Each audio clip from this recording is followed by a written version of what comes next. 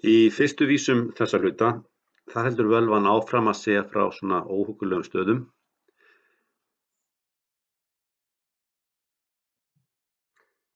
Hérna lýsir völvan dvalarstað vondramann eftir dauðann. Og við sjáum hérna að þetta er enginn sæluheimur. Sal sá hún standa, sólu fjarri. Hún sá sal standa á náströndu, langt í burtu frá sólu. Norður horfa dyr, dyrnar snúa í norður. Féllu eitur dropar inn ljóra og ljóri þýðir gluggi. Salur er undinn salur ormahryggjum, það er að segja ormahryggir hlykkjast salinn og þekja hann að innan. Og hérna kemur fram í þessar vísu að mennirnir hafa gerst sekir sams konar glæpi og goðin, það er að segja manndráp og veiðiróf. Og það kemur svolítið fram þarna að refsing fyrir það og fyrir glæpi í lífinu, það sé refsing í öðrum heimi, nokkur konar helvíti. Þannig að þessi náströnd minnir svolítið á helvíti í hugum kristinna manna. Sá hún þar vaða þunga strauma, menn meinsvara og morðvarga. Þannig að hún sá þarna vaða í gegnum þennan straum, morðvarga og menn meinsvara. Og líka þannig annars glepur eyra rúnu, það er að segja þann sem að glepur eða svona platar unnustu einhvers annars manns. Þar saug niðhöggur nái framgengna. Við munum eftir niðhöggi drekanum dimma úr Niðafjöllum. Og þar saug niðhöggur nái framgengna, þar saug hann lík manna og vargur sleit þar vera, ver þýðir maður og þann vargur sleit í sundur menn. Vitu þér enn, eða hvað? Þannig að hér kemur fram að þessir vondu menn sem að það eru meinsærismenn og morðvargar og líka þessi menn sem eru þeir sem annars glepur eyra rúnu, þeir sem að tæla unnustur annarra manna. Þannig að þetta er svona, minnir svolítið á 10. boðorðið í Nýja testamentinu, þú skalt ekki girnast konu náunga þíns og allt það. Og refsingin fyrir þetta er að niðhöggur sígur lík þeirra og slítur í sundur. Í þessari vísu kemur fram hvað er að gerast í Jötunheimum skömmu fyrir Ragnarök. Það er sagt frá tröllkonu sem hefur eignast úlfa og þar á meðal þann úlf sem að mun tæta í sig mánan í Ragnarökum, tunglstjúarinn. Því sem er eftir Gylfaginningu, þá heitir þessi úlfur Hati Hróðvitnisson, mánagarmur. Og hérna kemur inn í Fenrisúlfurinn, sem við munum eftir úr Gylfaginningu, sonur Loka og Angurboðu, tröllkonu. Austur sat hinn aldna í járnviði, í austri sat hinn gamla tröllkona og fæddi þar Fenriskindir, afkvæmi Fenrisúlfs.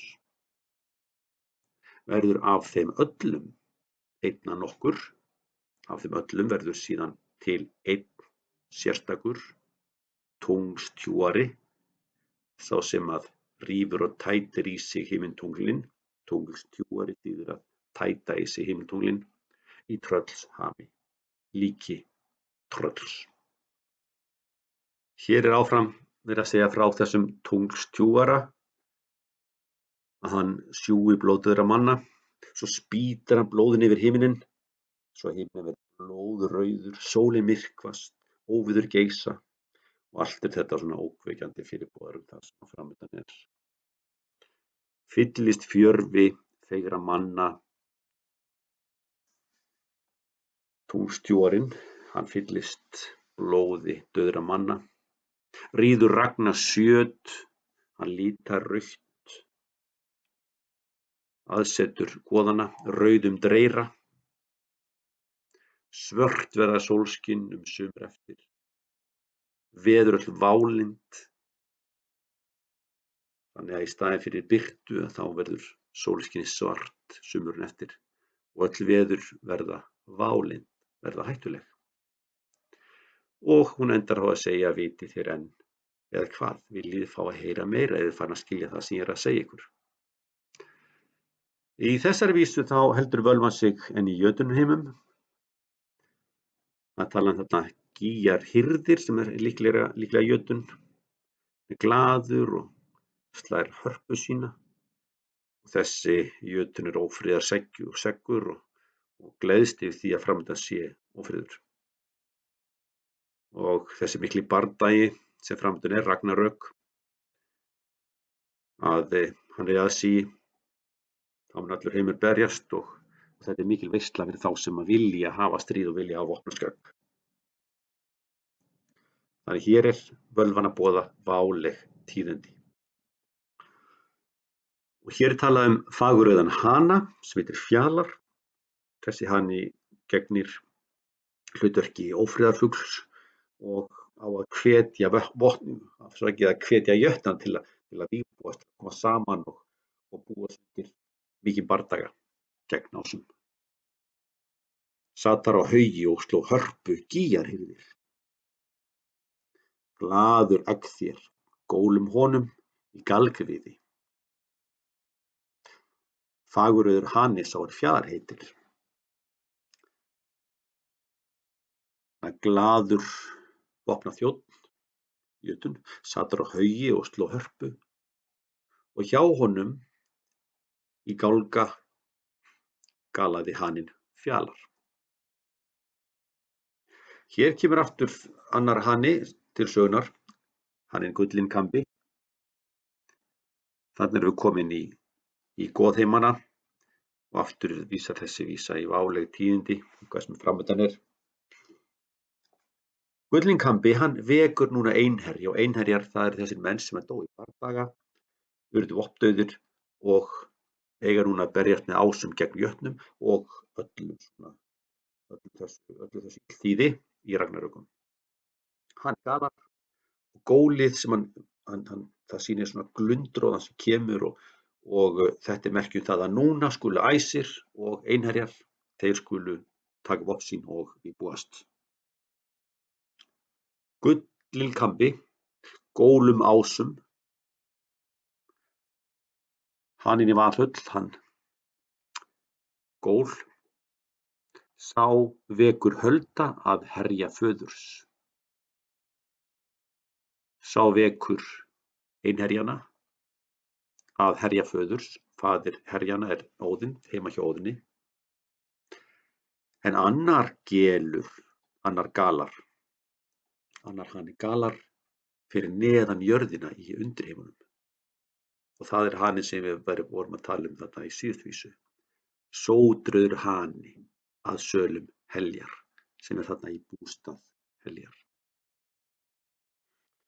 Hingað til í Völuspáni hefur völvan alltaf talað í þátíð.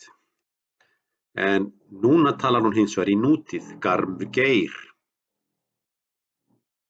Geir garmur mjög fyrir Gnipahelli. Þessi garmur væntanlega Fenrisúlfur og geltið að góli í honum að það markar upp af Ragnaraka, svo þau hljóta að vera skammt að undan. Og í Gylfaginningu og þá munum við eftir því í Snorra-Eddu þá munum við að Fenrisúlfur hann var bundinn niður, en nú slitnar festin úlfsfjöturinn. Festur mun slitna en freki renna, freki úlfurinn, hann mun hlaupa. Hann slitnar, böndin slitna og hann tekur á rás. Fjöld veit hún fræða, fram sé ég lengra Ragnarök. Römm sig tífa. Völvan veit mörg fræði og hún sér römm eða beisk Ragnarök. Heimsendir framundan og hún sér hvar hergoðinn koma fram. Þessi vísa er svolítið mögnuð og við leggjum svona áherslu á hana því að hér hefst hinn eiginlega spá völvunnar. Nú er hún byrjað að segja hvað gerist í framtíðinni. Og þetta lítur ekki vel út. Bræður munu berjast og að bönum verðast, munu systrungar syfjum spilla. Þannig að bræður innan fjölskyldu munu berjast og drepa hvern annan. Og frændfólk, systra synir, munu spilla fjölskylduböndum, spilla syfjónum. Hart í heimi, hórdómur mikill. Það skeggöld, skálmöld, og bæði skeggöld og skálmöld þýða ófriðaraldir. Skildir eru klofnir í stríðinu. Það verður vindöld vargöld. Vindöld mikið óveðurstímabil og vargöld tímabil þar sem úlfarnir ráða yfir heiminum, vaða yfir heiminn. Það verður vindöld vargöld áður en að veröldin steypist. Og áður það gerist, þá mun engin maður öðrum þyrma. Engin maður mun þyrma líf annars manns áður en veröldin endar. Mennirnir mun ekki hlífa hver öðrum áður en heimurinn ferst. Þessi fyrri hluti vísunnar er svolítið torskilinn. Þannig að Mímins syni sem við þekkjum ekki neitt úr Snorra-Eddu. En í seinni hluta vísunnar þá blæs Heimdallur í Gjallarhorn sitt til að vara æsi við og Óðinn fer til Mímis, jötnunni sem að á Mímisbrunn, viskubrunnin, og það var Óðinn sem að lét auga setja veði fyrir viskuna. En núna, þrátt fyrir að Mímir sé vitur, þá er þessi viska hans ekki nóg. Óðinn veit ekki sitt rjúkandi ráð bara hvað er að gerast. Leika Mímis synir, en Mjötuður kynntist að hinu Gjallarhorni. Hátt blæs Heimdallur, hornir á lofti, mælir Óðinn við Mímis höfuð. Og nú skelfur askur Yggdrasils. Askur Yggdrasils, heimstríið, tákn fyrir hinn skapaða heim, hristist og skelfur.